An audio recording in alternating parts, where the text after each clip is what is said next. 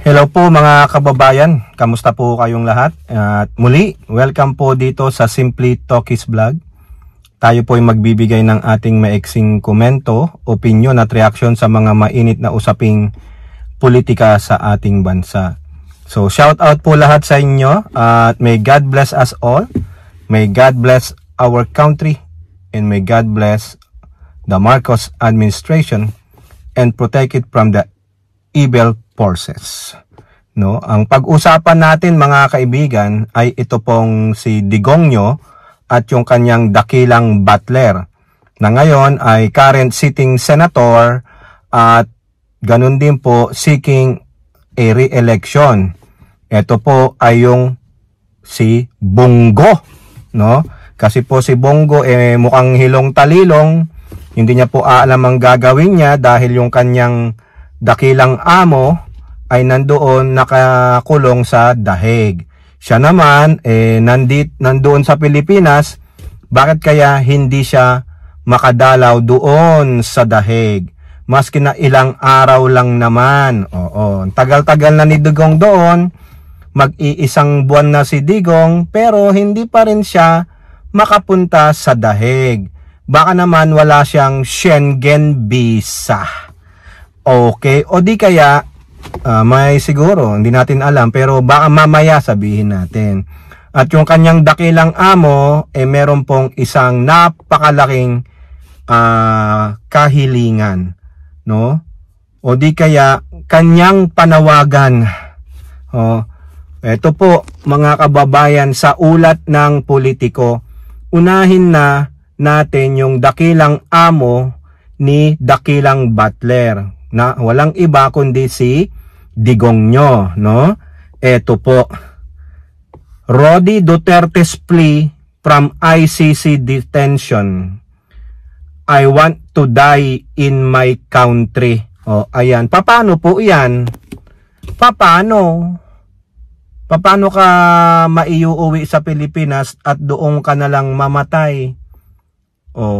Magmakaawa kayo sa ICC. Baka naman, no, for humanitarian reason, health reason, sabi ni Sara Duterte, mukha namang maayos ka dyan, maayos ang kalagayan mo dyan sa ICC, ang iyong kalusugan, yung mga medical needs mo na ipro-provide naman, isa na lang yan. Maawa sa'yo dahil 80 years old ka na, no? Kung sakaling maparusahan ka naman, yung mapatunayang guilty ka for humanitarian reason, diyan ka na lang mamatay sa bansang Pilipinas. Ang tanong kung papayag yung mga biktima ng war on drugs EJK mo. O baka naman, pwede ka nang saluhin ng mga julalays mo. Si Bato, si Robin, di ba sabi ni Robin, di ka daw niya iiwan magpapakulong din siya dyan sa ICC. O baka naman, pwede na lang sabihin ni Robin, mga bossing ICC judges, pwede po ba palit ulo na lang, ako na lang ang papalit sa mahal kong presidente, pauwiin nyo na po sa Pilipinas para doon na lang po siya mamatay. O di ba? Sana merong ganun, no? Kayo pong mga supporters. Gumawa kayo ng pleading dyan sa ICC na palit ulo na lang kayo. Sabihin nyo si Robin po, sinabi niya po yan nun no? Kung sakali daw pong ikukulong sa ICC si Digong, isasamahan niya, ba't ka pa uwing Pilipinas, Robin? Hindi ka naman kailangan sa Senado, dyan ka na lang, Pero sa pananatili mo dyan, dapat di ka sumahod. Dapat si Digong ang magpasahod sa'yo, di ba, Sara Duterte? Ayan po ang pakiusap ni Digong. Gusto kong mamatay sa sarili kong bayan. Ayan po, The former president told his daughter, Vice President Sara Putit Duterte, about his wish, yung kahilingan niya, to return to the Philippines where he wants to spend his final days. Ganun ba yun? Matagal ka pa daw po pinagdasal ka nga nila, di ba, nung 80th birthday mo, 18th birthday, take ano yan, 4 times kang nag-18. Hindi pala. Hindi 4 times. Tama ba? 5 times. 5 times kang nag-DC 18. Diba? Sabi nila, we wish you good health and long life. Wala. Diyan ka. Nag-wish pa kasi yung mga followers mo. Yan daw po, ito ang sabi ng inyong Vice President, quote, I told him, I understand where you are coming from and totally I agree with the urgency. He wants to go back to the Philippines. Sabi niya, I am old man. I can die anytime but I want to die in my country. Bakit hindi yan ang sinabi mo kay Pangulong Marcos? Diba? The only man who can spare you and save you from the ICC or Interpol is the sitting president right now. Pero ang ginawa nyo, akala nyo mga immortals kayo, mga Avengers kayo. Akala nyo kayo si Thanos, ha? Sinalag ninyo si Iron Man. Yan ang napala ninyo, ha? O hindi pala si Ant-Man pala si Pangulo kasi hindi favorite niya ha? Akala nyo yung napakaliit, hindi kayo masasaring. O ayun. Imbis na nagchichip-chip kayo kay Ant-Man, ang ginawa nyo, gusto nyong tirisin si Ant-Man. Mas matalino si Ant-Man Nag-quantum physics siya O ayan, ngayon, iyak-iyak ka dyan sa kulungan mo. Gusto mong umuwi ng Pilipinas at doon na lang spend ang yung rest of your days. Mangyayari lang yan kung maawa sa'yo ang mga hurado. Kaso paano maawa sa'yo ang mga hurado? Pati sila binabalahura ng mga kakampi mo paano ka kakaawaan? Yung mga kakampi mo, mga balahura, wala na. Di sana ito, nagpakumbababa kayo kay Pangulong Marcos. Hindi Nagmalaki kayo. Akala nyo, forever ang kapangyarihan nyo. Akala nyo, kayo na nga si Thanos, na hawak nyo yung ring of power. Akala mo ikaw si Lord Saruman, the Dark Lord. Hindi. Hindi kailanman nagtatagumpay ang kadiliman. Tandaan ninyo. Buti nga sa inyo. Sana ang wish ko din, hindi maawa ang mga hurado sa'yo. Pero wish ko lang yon. Hindi ko po dinidiktahan ng mga hurado. Mabulok ka dyan. Yabang-yabang nyo. Yan ang karma ninyo. Diba? Now, mga kababayan, kung merong dakilang amo, si Batman, may dakilang butler, yung Chekwang senador, yung inchik. Kasi po, may video po dyan na nagsusurface, hindi ko naman po pwedeng gamitin yon, baka tayo i-copyright. Gamitan na lang natin ng quote card, mga kababayan, ha? Yan po yung quote card sa Inquirer noong April 3rd. Si Boyongo, doon sa video niya, mukhang tangengot, no? Yung doon po sa hearing ng Committee on Foreign Relations kasi nagsumpo siya doon. Nagmamakaawa siya doon. Ito po sabi niya, hindi rin ninyo isinaalang-alang na matanda na po si Tatay Digong. Ang matatanda po, frail, fragile, at sa totoo lang, harmless na po si Tatay Digong. Really? Harmless pa ba? Harmless ba? Harmless? Pero kung makabanat sa kanyang pamamagitan ng kanyang bibig, matalas pa ang dila niya, harmless ba yon? Huwag mong sabing harmless na siya sa physical, pero yung dila niya matalas pa rin. Makamandag pa rin, nakakapanirang puri pa rin. Sino nagsabing harmless? Idiota. For humanitarian consideration, kahit sinong lola at lola natin, ginagalang at inaalagaan natin. Given yun sa mga Asian countries, sa mga Pilipino. Pero si Digong, talipandas. Yun naman po ang ating kultura dito sa ating bansa. Huwag kang makialam sa aming bansa. Ngayon sa ibang bansa, nag-iisa siya. Napaka-stricto po doon. Siyempre kulungan yun. Sinong mag-aalaga kay Tatay Digong doon? Paano na lang kung may mangyari sa kanya?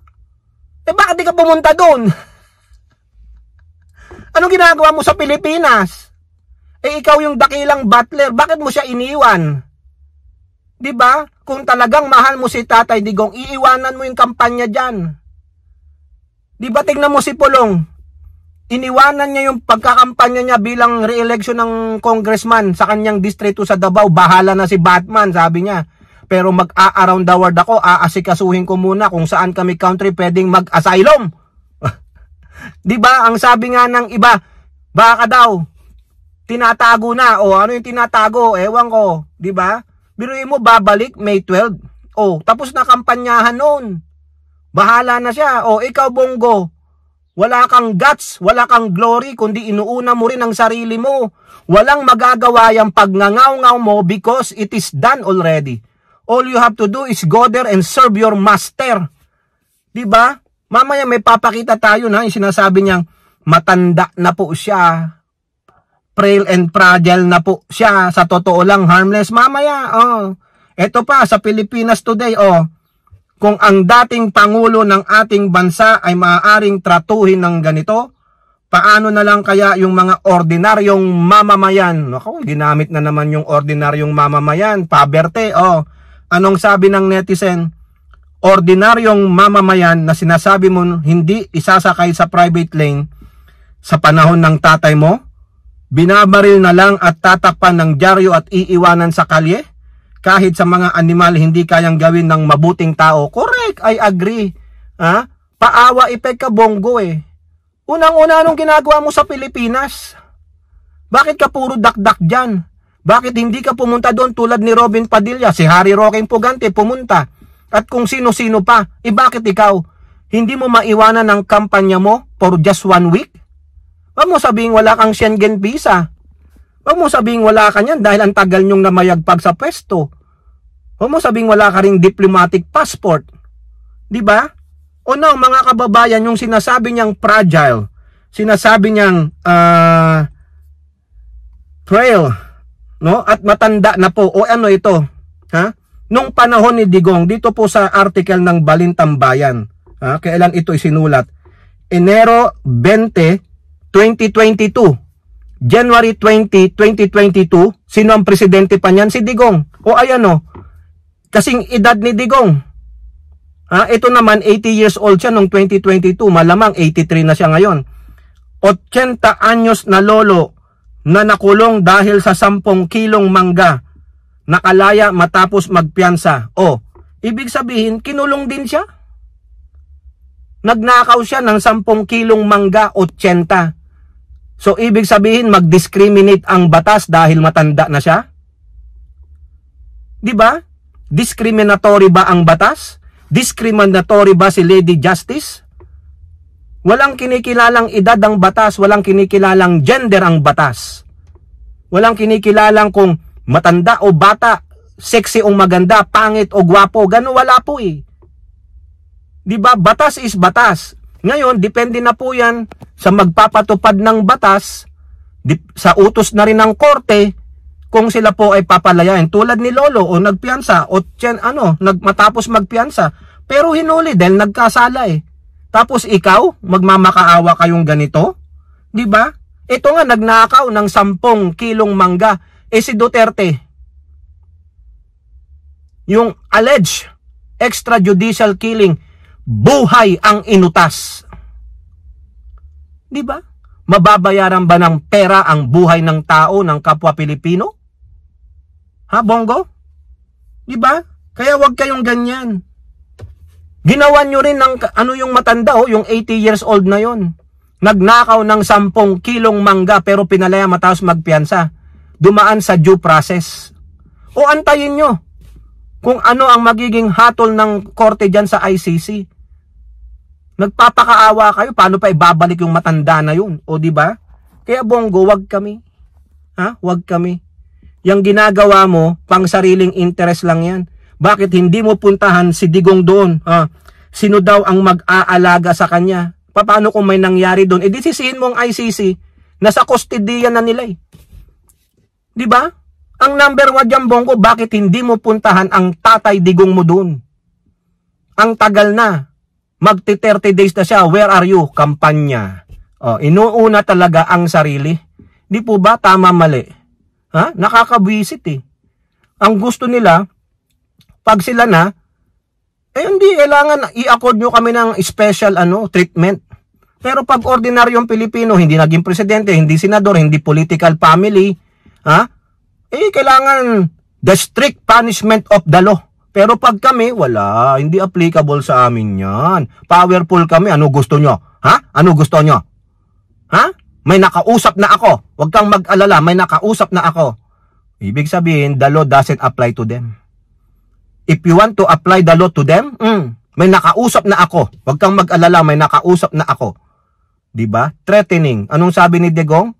The day of reckoning will come. O ano mangyayari? Anong gusto ni Digong? Yun na naman eh.